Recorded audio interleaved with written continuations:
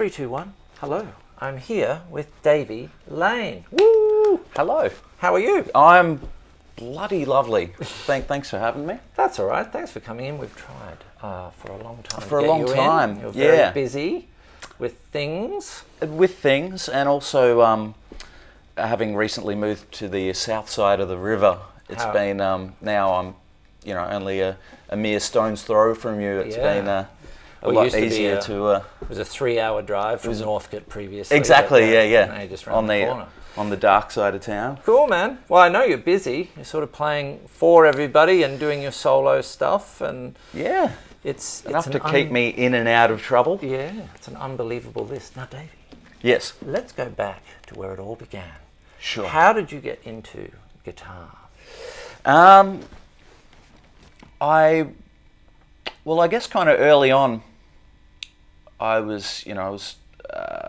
my dad was into, before the rock and roll bug bit, my dad was also into kind of big band music. Okay. Well, so there was a lot of kind of Glenn Miller and Benny Goodman being played around the house. So I thought initially it would be a good idea to play the trombone. Yes. So I started learning the trombone with not a great deal of success. Mm-hmm. But it was around that time that the rock and roll music bug bit me. We're talking 80s? We're talking, this would have been, I probably would have been about 7 or 8, I reckon. So this would have been, late end of the 80s. Cool. Did they send you did you go get guitar lessons or anything? Or? I didn't get guitar lessons till quite a bit later on, but when I started high school, probably around 13, 14, I had a few guitar lessons, but I guess like my dad brought home a VHS video of the Who documentary, The Kids Are Alright, and as soon as I saw Pete Townsend playing guitar, giving it all that and all of that, I thought, I want to do that. and that. So you made it very attractive for young people. Absolutely. And for me as a kind of geeky little kid who was not terribly great at expressing oneself, I thought, well, there's your form of expression right there. So I hear a lot of the Who in your music. So I've been listening to your most recent album. Yeah. And it kind of sounds like the Who meets Tears for Fears, sort of almost. Oh, it's like right. A bit of, quite an 80s influence there. Yeah, there's like 60s and 80s. There's a bit of 80s stuff in. I think the kind of 80s pop influence that creeps in is I think more than not, it's a result of like what I was listening to growing up. Yeah.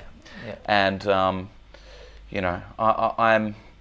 as much as I guess you're supposed to be a rock and roll purist, but I'm not at all. And a good song is a good song, no matter how it's dressed up. It's a little bit. It kind of sounds a bit like Tame Impala, but like a more melodic version of Tame Impala. I think. Yeah.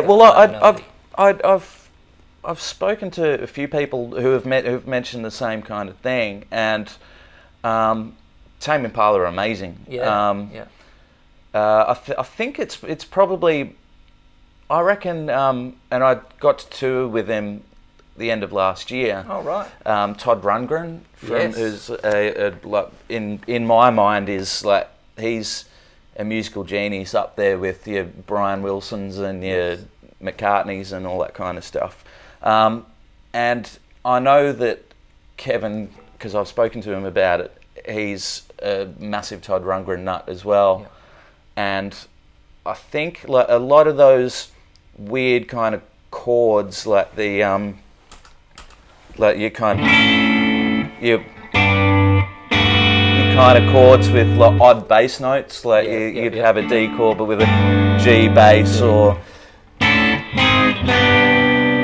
So a lot of those chords, which are, I think, used in a lot of Tame Impala's music as well, come from Todd Rundgren and a lot of slash chords. And slash chords, that's it. Yeah.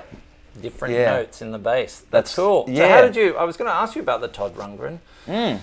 And I called him the Todd Rundgren. The Todd. Well, I think that's his Instagram handle. If you look him up on the Instagram, I think he's the Todd Rundgren. How did you get the Todd Rundgren gig? How did that come about? I got a call from a chap from Perth named Gavin who was putting together a fan meet for Todd in Sydney. Yes. End of last year, and he kind of floated the idea. He knew that I was a fan of Todd, so he floated the idea of me putting a band together for basically this fan meet was like 3 or 4 days, and basically the idea was to put a band together for the end of fan meet piss up, you know. So I thought, well, if we're going to put a band together and learn a set's worth of Todd Rundgren songs, which are not, you know, they're not 12-bar blues. No.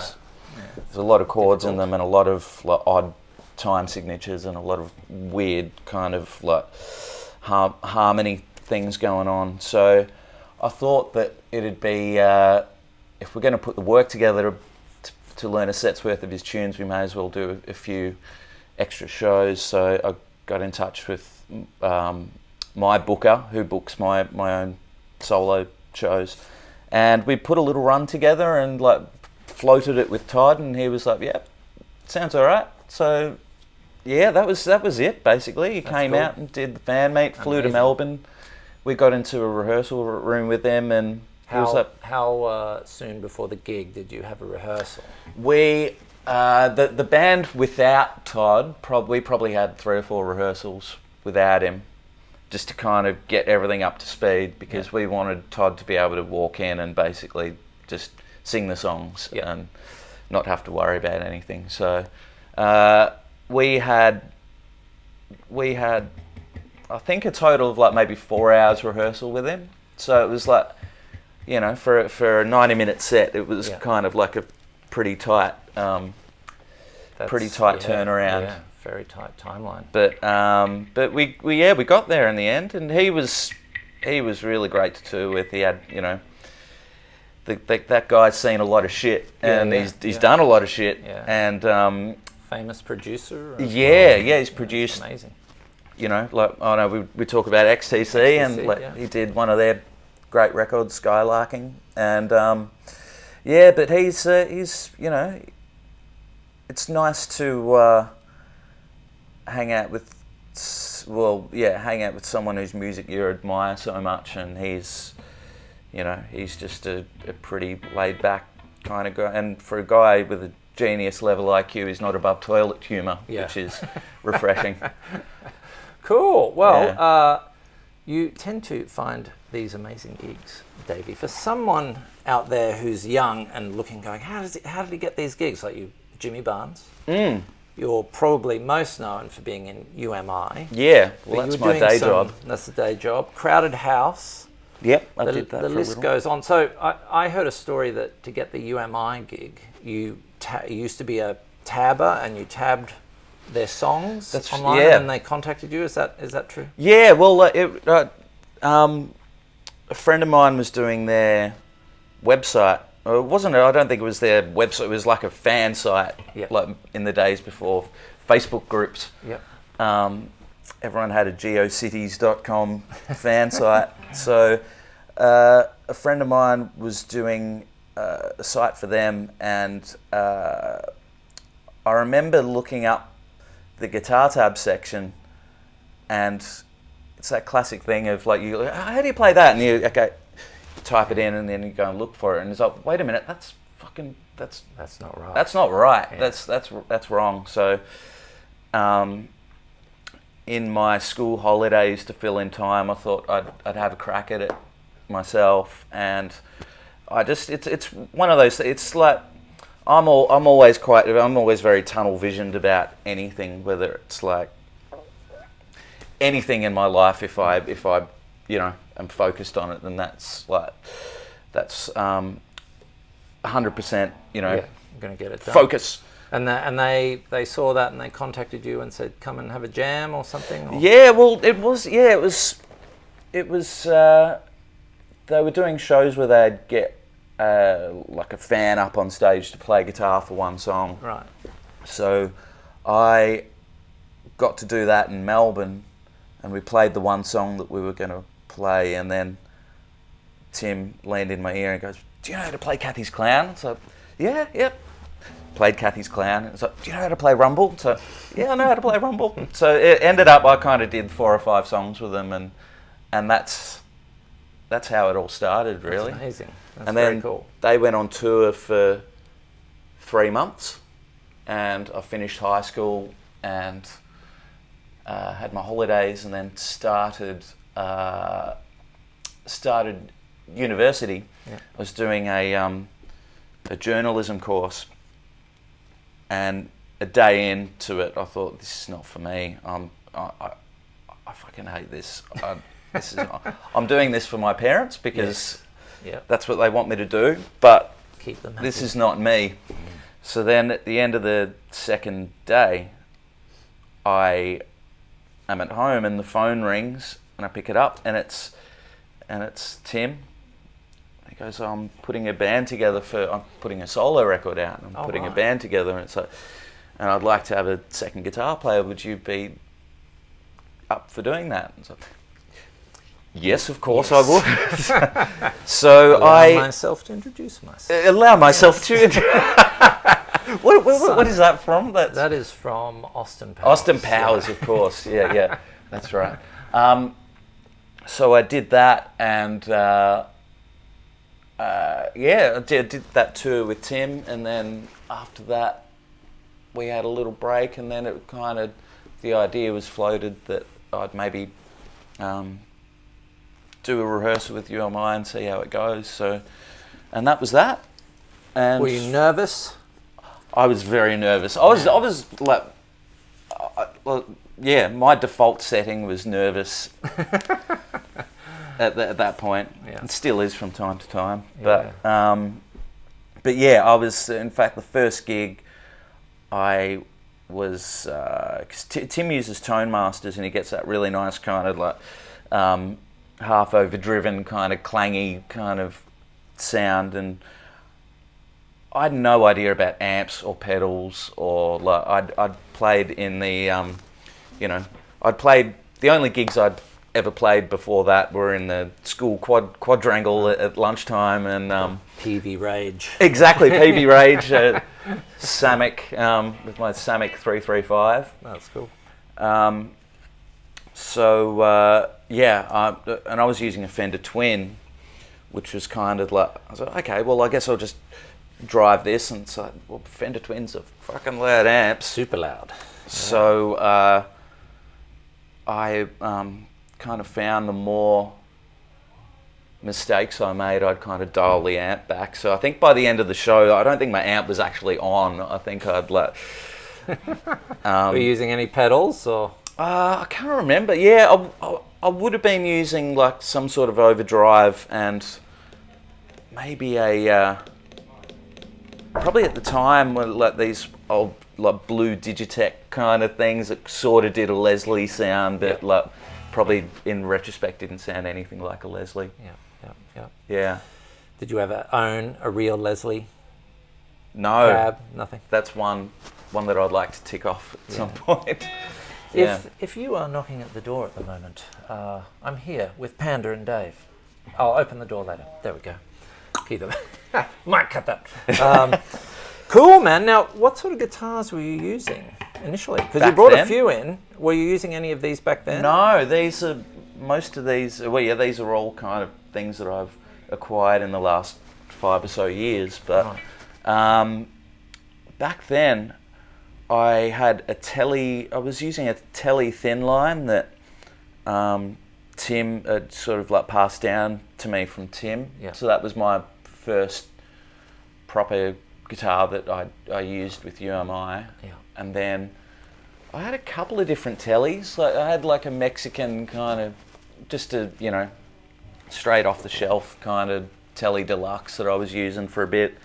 and an SG, which I still have, which is like the coming full circle. It was the Pete Townsend signature SG with the P90. So I saw you playing, I think, a Telly Custom at one point. Did I see you on ABC? Yeah, of like a 74 or something. That's right. Yep. What happened to that? Yep. I think that's somewhere in the recesses of the UMI band lockup. I think it's still got it. I think it's still there. Yeah. Wow. Now, what are you playing today? Today, a Davey backer. Yeah. I might switch cameras and we can have a no look. worries. This looks quite amazing. Yeah, it's a it's not a Rickenbacker. It's a Davey backer. It's a Davey backer. So if Rickenbacker want to come and that was probably them knocking on the door. Yeah. They could smell it. Yeah. They notoriously litigious. Yes. So they are. We've this is a guitar that I got made, custom made in China. Yes. And you know, I don't usually condone piracy, but if Rickenbacker were to reissue a 360 Capri, yes, like a 58 style, then I'll buy one. Yes. But until they do, this will China. This will yeah. Hello, so China. I got this. I got this. It was not an expensive guitar, but I put Lola broiler pickups. I think they're like the Lola Rickenbacker toaster pickups. Right. Replaced the pickups, replaced the electronics. I think I'd bought a trapeze tailpiece. Yeah, I did buy that tailpiece. But the bridge and the tuners are as per I got them. Yep. And they've done a great job. Yeah, I mean it looks legit. It's one of those things. It looks legit, but it's not. It's one of those things. It's kind of I thought, well, you know, if I take a chance and if I get it back and it's a pile of shit, then I haven't, you know, wasted an incredible amount of money. I've still got something that looks nice that I can pop on my wall. That's cool. So, but lo and behold, it's I use it. It's one of my main UMI guitars now. Right. So that's very cool. And we might have a look at your pedal board. You've been nice enough to bring in the board. Yep. Let's have a look. So you're running into the Fender Blues Deluxe today? Yeah, so this is what I've been running over the last few weeks. Yes. And it may be shattering a myth by the inclusion of this here. That is an Axe FX, folks. The purist in me still not balks, but the purist. But the thing is, like, I guess, like, that purist mentality of you know, you can't use something like that is probably more born from peer pressure than what I actually think myself. But I've been using this a little bit lately, and so this is, I've only ever seen this as a rack unit. Right. So this is the floor stomper version. Yeah. So you go directly into, now today you're not using it because we're just using the pedals. I might just quickly go through the pedals and we'll come back. So you've got a, what's that, a Mel 9? It's an Electro-Harmonix Mel 9, which I find really useful for UMI. Yeah. Because there are quite a few songs on like Hi-Fi Way and Hourly Daily that use Mellotron. So, oh wait a minute, no, that's not. I had got the wrong. It's plugged in the wrong output. Help? It's in the dry output. So. Dum da da da. Dum da da da. Oh. Wow. That is spooky. Oh, it's almost, oh, there we go, yeah, it's the Beatles. Yep, well, that's it. That's Yeah. the and if we go number 4 onto the flutes.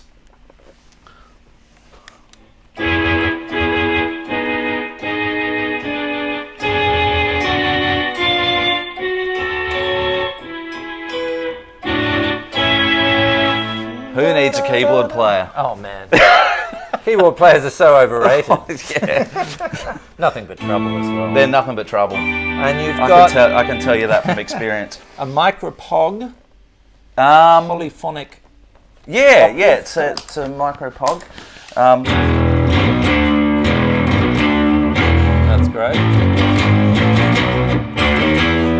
And I use that for kind of. There are a few songs in. I mainly, more for my own solo. My own solo stuff that I do. I kind of tend to use that, but I've used it with UMI on occasion. And a pitchfork. Yeah. Well, I use that as a. I mean, it does a kind of reasonable kind of like pitch shift kind of chorus, but Right. I use actually. There are a couple of songs that I do here or there that have that are like one step down tuning, and so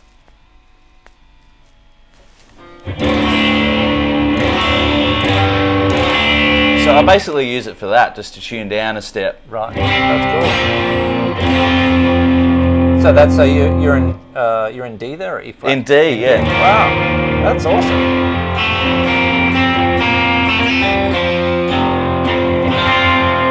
And That's amazing. yeah, the tracking is pretty incredible for. That's really good. You know, when you think of like your older octave pedals that kind of couldn't really handle more than one note at a time. Yeah. It's all over the place. it's pretty handy. That's cool. So you're normally using those 4, and you'll go into the fractal. Yeah. And then that goes out into a PA system. That's right. Today we're not doing that. We're going into the amp, so we bypassed the fractal. But I'm still kind of getting the handle on this fractal thing. I actually bought it for Todd Rundgren to use because he wanted to use a straight in kind of thing. I was like, oh, okay, really? All right, that's fine.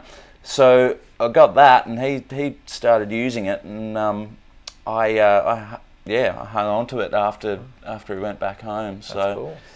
I just started mucking around with it, and I don't know, I think this sort of technology has come such a long way, especially in the last few years. You can do something,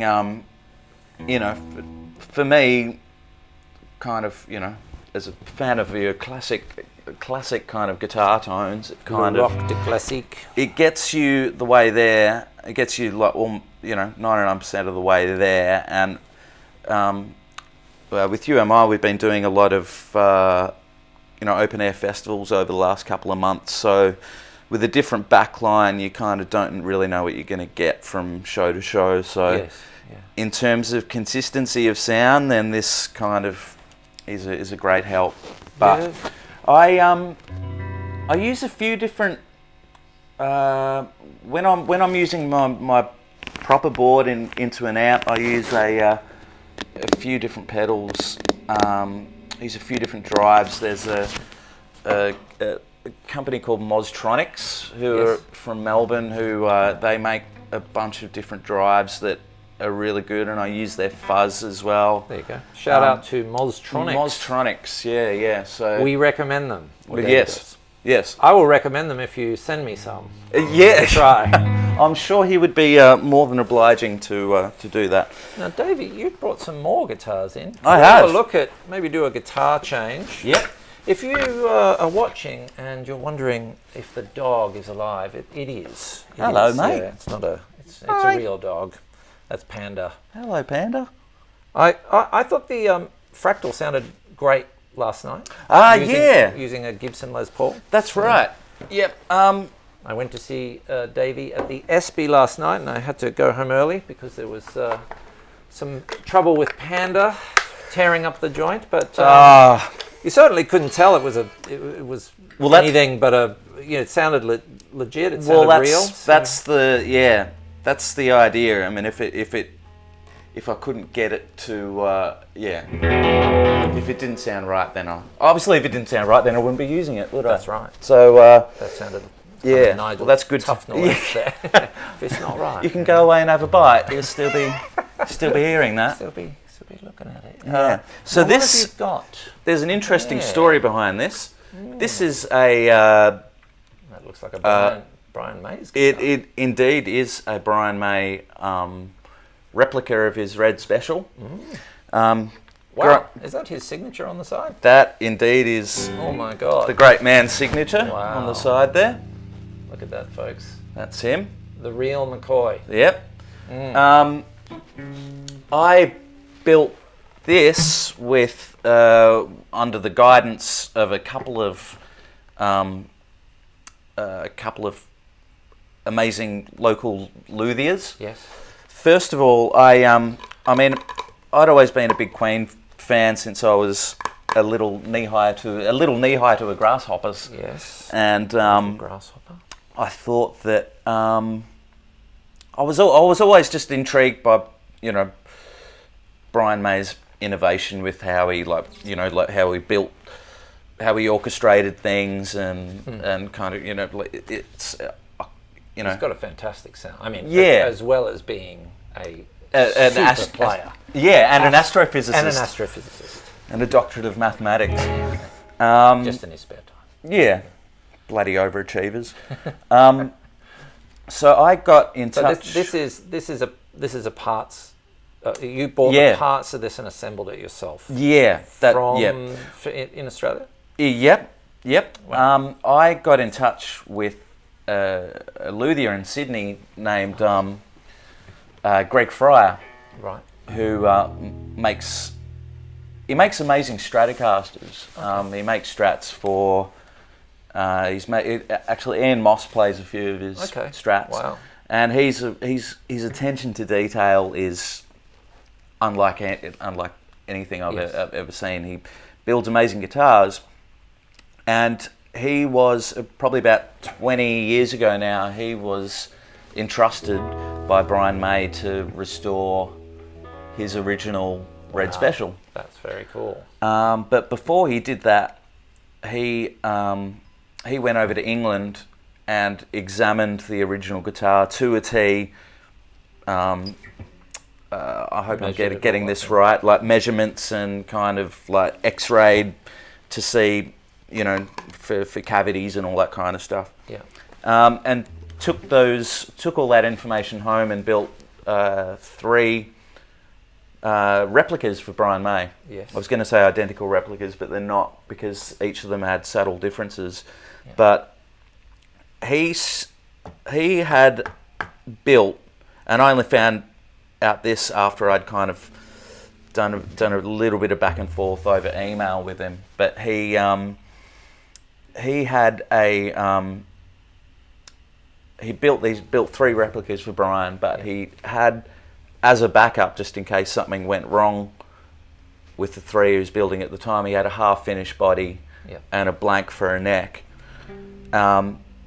So he got back in touch with me and said, well, look, I've kind of had this lying around and it's just been sitting in my workshop for 20 years. Wow. He goes, well, if you're going to build this and you're going to use it on, use it as a musicians would use it, like take it on tour, and he goes, well, I'd be like happy to, and I bought the parts off him, but for for what it is, a ridiculous price. But he he was amazing. He kind of sent everything down and gave me a bunch of plans and stuff to work off. So that's amazing. I took those parts and went out to a friend of mine's workshop, Adam Cole, who started Cole Clark Guitars, and was like one of the head luthiers at Maiden for a long while. And he, I basically kind of took the train out to Lilydale, once or twice a week, and just like kind of just chipped away at it really. Like I did it myself under Adam's guidance, but and having done it myself and having not done anything like this before, there are many cosmetic flaws that I would like to have rectified at some point. And and so you showed it to Brian. Yeah. So what did he think? Actually, about it? through Greg, I got to meet Brian about 4 years ago, and he, which was quite a nerve-wracking, actually a nerve-wracking experience until I met him, and he was like one of the loveliest guys. That's awesome. Yeah. It's so great when that happens, when you have a hero. They say don't meet your heroes, but it's not always the case. But I'd spent 10 minutes with him and forgot that I was talking to Brian May until I remembered that I was talking to Brian May and didn't. And I thought, okay, well, I'll leave you be now. Thank you for your time, and I'm going to get out of your hair. And he goes, no, please stay. Would you like a glass of wine? And so, okay, Brian May, that sounds great. Thanks, Brian May. So Brian May is pouring you a glass of wine. Yes, that sounds kind of like a dream. So I brought my guitar along because Greg had kindly worded him up and about me having built this, and so Brian's sitting there noodling away on my guitar, and so it's quite a surreal moment. Brian May sitting there noodle on the Brian May guitar that I built because I love Brian May. Did he like it? I think he was being polite, and he goes, "Oh yes, it's a place just like mine." And my ex-girlfriend who was there with me who was aware how nervous I was, said to him, "Well, if it's just like yours, well, why don't you give him yours, and then you can have this one." So she was escorted out by security. No, she broke the ice. Lock. That's cool. That's amazing. Now you have brought another famous-looking guitar in. Yeah, a Rosewood Telly. That's right. And it is 50 years since the Beatles. Since did their the Beatles rooftop concert. And I saw you doing some sort of rooftop thing the other day. Yeah. Not stalking to assassinate someone, but playing in a band. That's normally what we do on rooftops, but doing Get Back. So this is a George Harrison signature. Yeah. Is it a custom shop? I think, I'm not sure if it's a custom shop, but it was, I think, when they did the George Harrison tribute model maybe 2 or 3 years ago, right. They built 1,000 of these and 100 of, which was the super high-end custom shop. Yeah. Unfortunately, I didn't have a spare 13 or 14 grand lying around for that one, so I got the next best thing. That's pretty cool. I'll switch cameras. Yeah. And we'll have a look at this. That's very cool. I had a feel of this before. It's quite light. It's chambered. Rosewood. Signature. You were saying the Japanese ones. Japanese one's solid. Yeah. Solid rosewood. Yeah. I mean, it looks exactly the same. Yeah. But they look great. Aesthetically, it's something that I always wanted to tick off. So I feel like I'm Ronnie Wood now. Ronnie Wood has or Eddie Van Halen. Yep. But it has quite a sharp kind of bright kind of sound. But do you know the solo to Let It Be or anything like that? What solos do? Maybe. What about Dig a Pony? Oh, Dig a Pony would be good.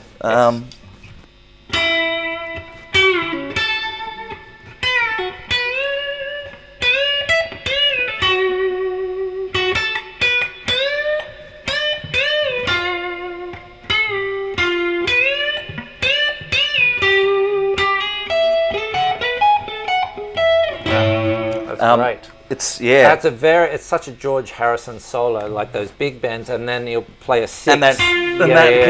So ordinarily, it's like, I think it's like, So That's yeah, correct. Yeah, what's the most idiosyncratic note out of a seventh chord you could pick to play? It's like you play the seventh. Yeah. It's great. But it's that, it's just one of those. I love his solos, and the solo to Something, and the Let It Be. And, I love it. So, and his, I mean, that's why for me, like, in terms of the guitar players that I love, like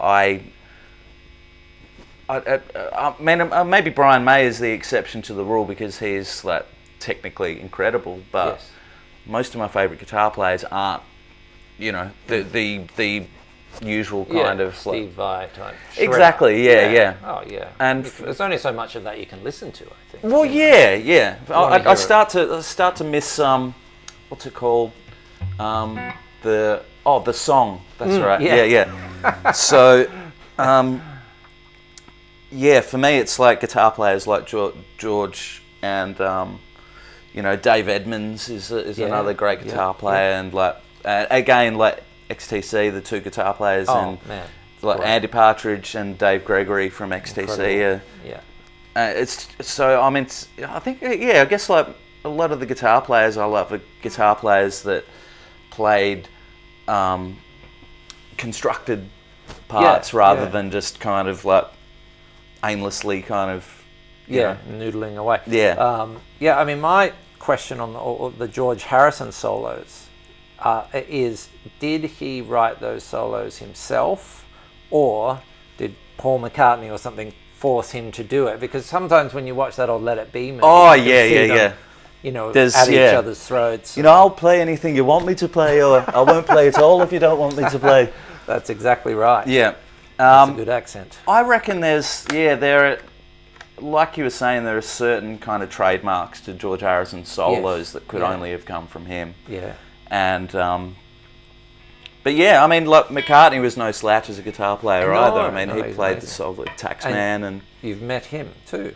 I did, yeah. Is there anyone you haven't met, Dave? No, well, no. A lot of your heroes. What was it like meeting Paul McCartney?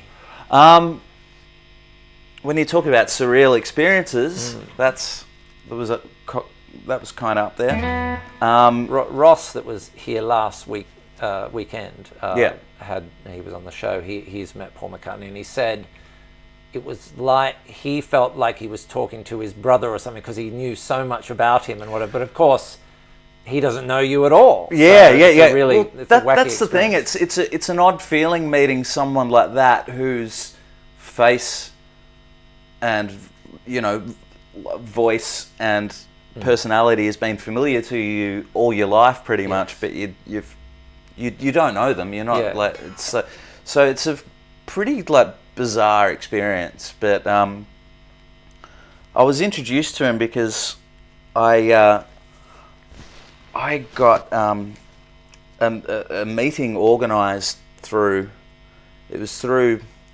Uncle Jimmy Barnes. Yes. He called me and he was like, "You're the biggest Beatle fan that I know, so like, you know, I'm gonna sort it out. You're gonna meet Paul McCartney." I was like, "Oh shit! All right, thanks, Jimmy." So he organised that, and then they must have worded Paul up that there was some, you know, fucking geeky guitar player you know, he won't take up much of your time, but like. So I'm kind of nervously waiting outside his dressing room, and out he walks. I was like, "Fuck, that's Paul McCartney! Holy shit!"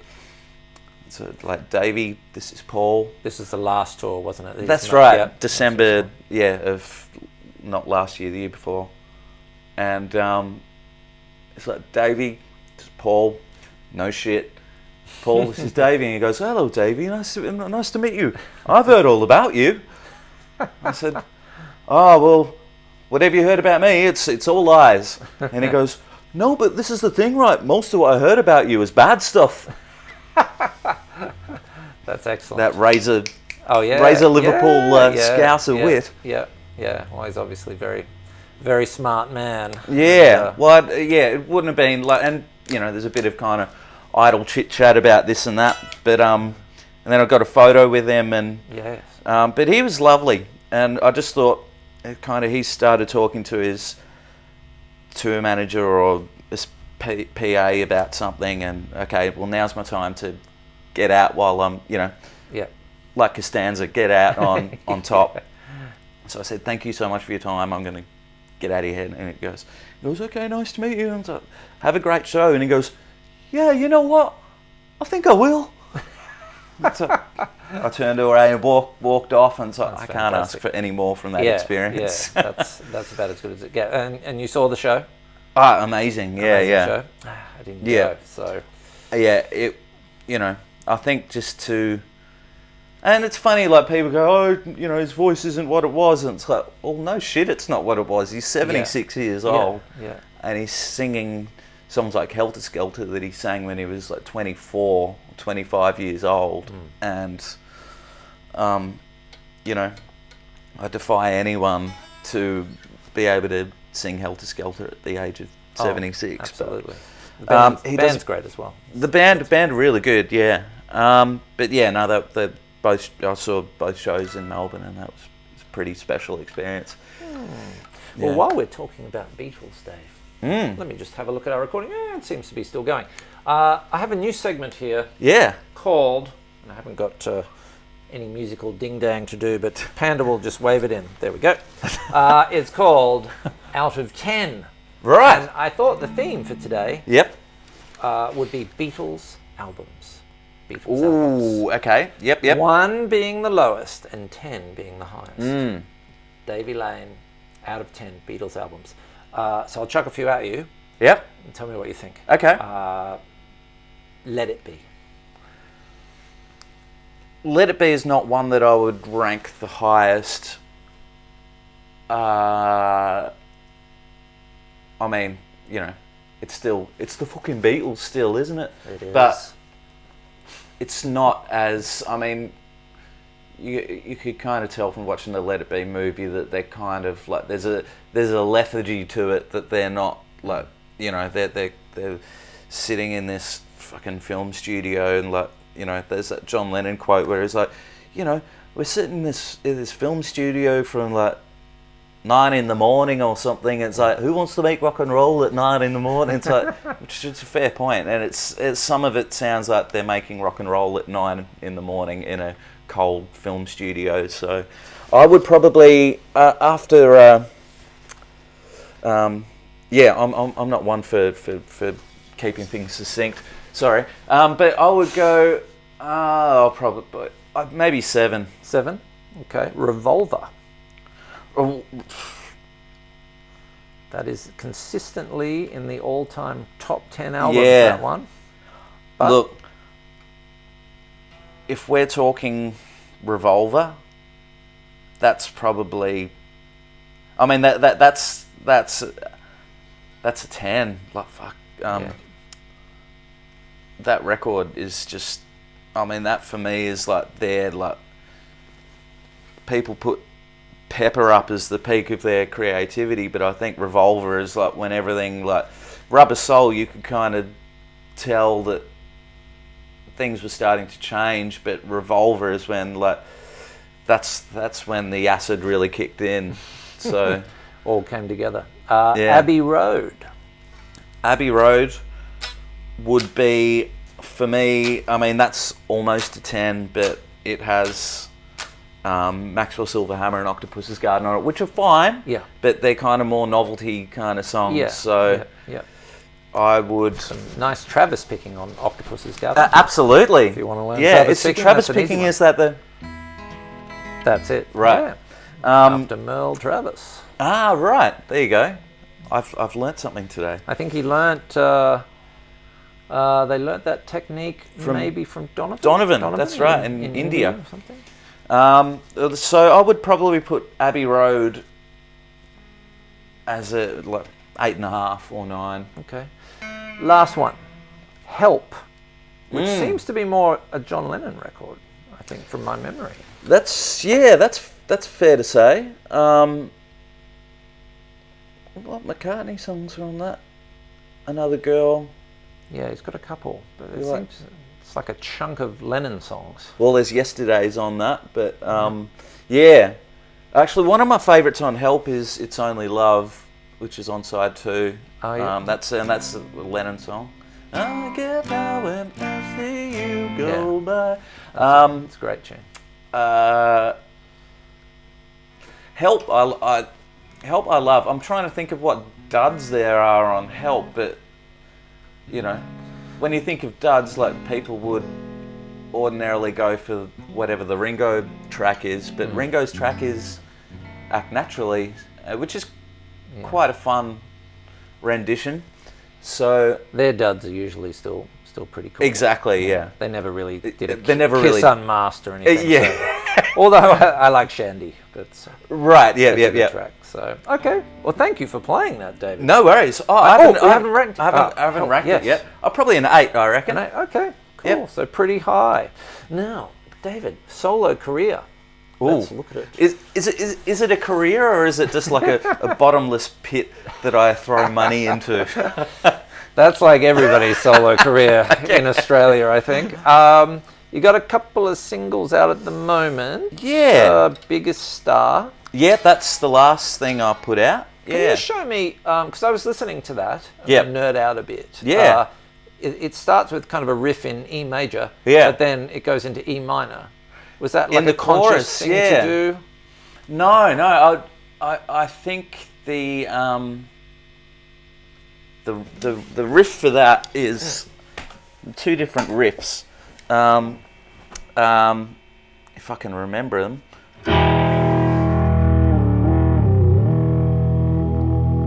Let's get a bit of that lovely pitch shift chorus going on here. That's cool. I was going to ask you how you got that effect, because it sounds great. Yeah. There it is. I think the pedal that I used on that was a Strymon deco with the tape artificial double tracking thing. So it wasn't this particular one, but I think I did use the POG on it. And the riff in the intro is that's right.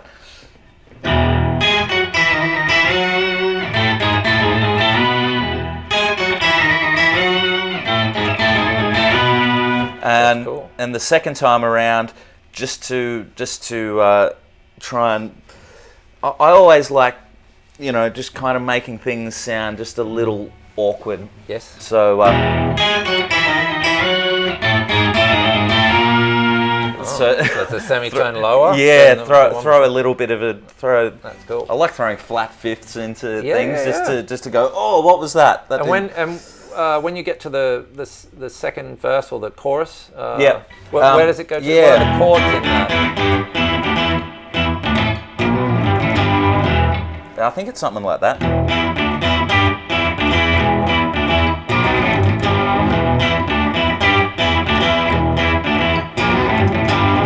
So that's cool. So that's where I guess like the minor kind of it's more of a minor kind of chorus. What are the chords that go through that section though? Straight after the opening riff, and then it goes into a series of chords. Like I think they're ascending a little bit. They are, yeah. So this is where that kind of like the parallels with like your Tame Impala thing comes from, and where your Todd Rundgren chords, slash chords. The slash chords. So the chords in the verse are it's an E with an A bass. Okay. Yeah. And then a B7 sus4. Yeah, that's right.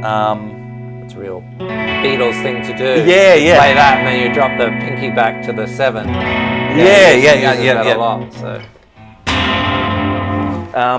And then so it goes, E with an A bass, B7 sus4, and then like the first chord, it goes up, but it's a G with a C bass. Oh wow, that's great. And then an A with an F sharp bass, which is pretty much an F sharp major minor 7. And then it goes back to the C, but just a natural C chord. Yeah. So it goes.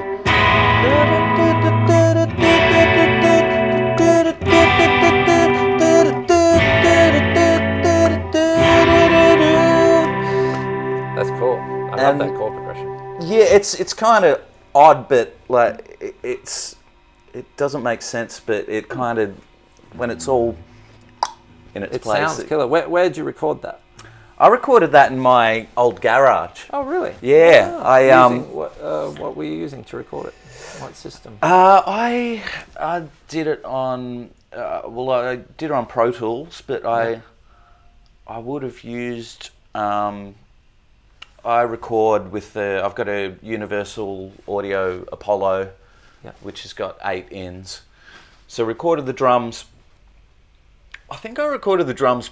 I mean, the drums on the actual recording are the demo drums. So I just who's playing drums? I did. Oh, really? Yeah. Wow. Did you play everything on that recording? Yeah. Wow, amazing. Apart from the brass, I had Liam McGorry and Ross Beaton from Sasquatch play on that. But apart from that, I played. I wrote the theme tune and sung the theme tune. What's that from? Is that from Little Britain or something? So the drums and used UA Apollo, and the miking on the drums pretty. I think it was pretty slapdash because I was just trying to get an idea down. I love the sound of that recording. It's pretty. Yeah, I guess across the board with anything that I record for myself, I like it to be pretty like gritty and in the red. So Yep. And in terms of sounds and like synth sounds and guitar sounds, especially on that track, everything's like really kind of, there's a lot of pitch shifting going on. Everything's kind of pretty woozy and warbly sounding. So, I like that kind of old, like warped VHS kind of. Yeah, it's cool. sound. I mean, I love the sound of that single, and I love the record. Thank you. It kind of it sounds modern with sort of tributes back to doffs of the cap to a bygone era. Yeah. And I listened to the one before that, although I think it said it was released in the same year. But that was interesting because I could hear like some 70s Alice Cooper meets some Brit pop meets Oasis. So yep. It was really interesting. I love it. I mean, it's I mean, like with anything I do, I mean, I guess like I'm such a fan of the music that I love.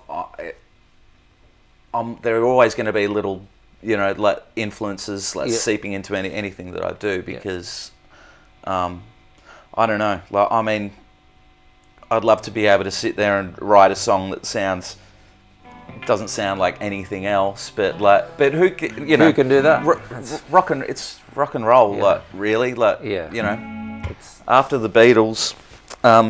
Somebody. Oh, it's still distinctly you, though.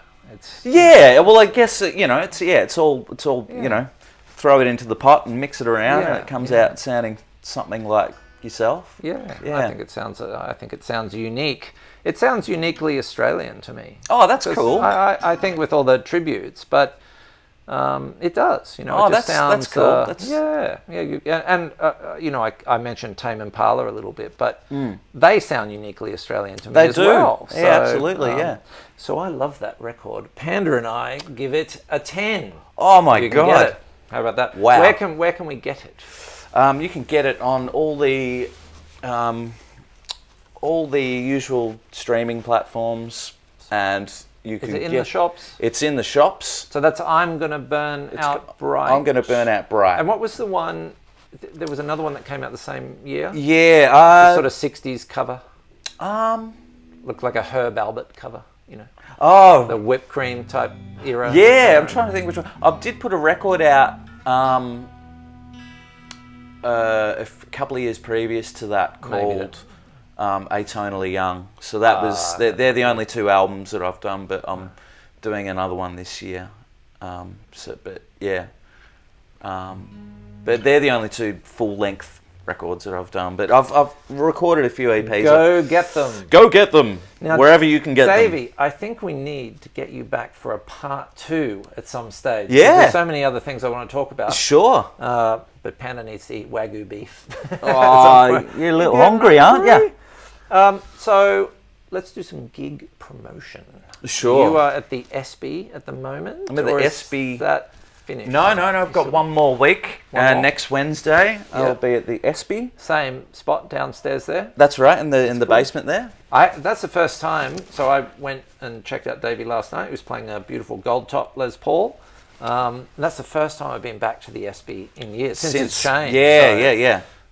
You can take children there now and feel very safe with them. Yeah, absolutely. No more sticky carpet. And what other tours and things have you got coming up? I have. What am I doing coming up? End of February, I'm doing a couple of shows with Robyn Hitchcock. Okay. Who is, if you don't know Robyn Hitchcock, he's an English singer-songwriter who lives in Nashville now, but he started making records in the kind of mid to late 70s, and he had a band called the Soft Boys.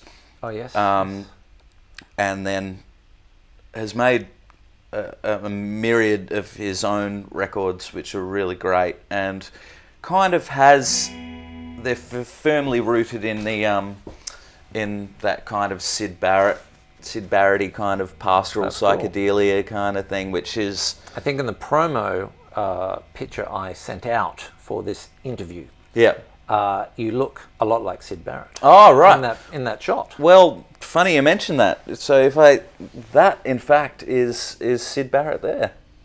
Wow. Yeah. If you look there's a video clip for a song called Astronomy Domini off the first Pink Floyd album. Right. And he has got this kind of flared kind of sleeves, and it's extremely psychedelic. And so that's the image that's projected onto the back screen. And the first time I saw that, it's like, I want that.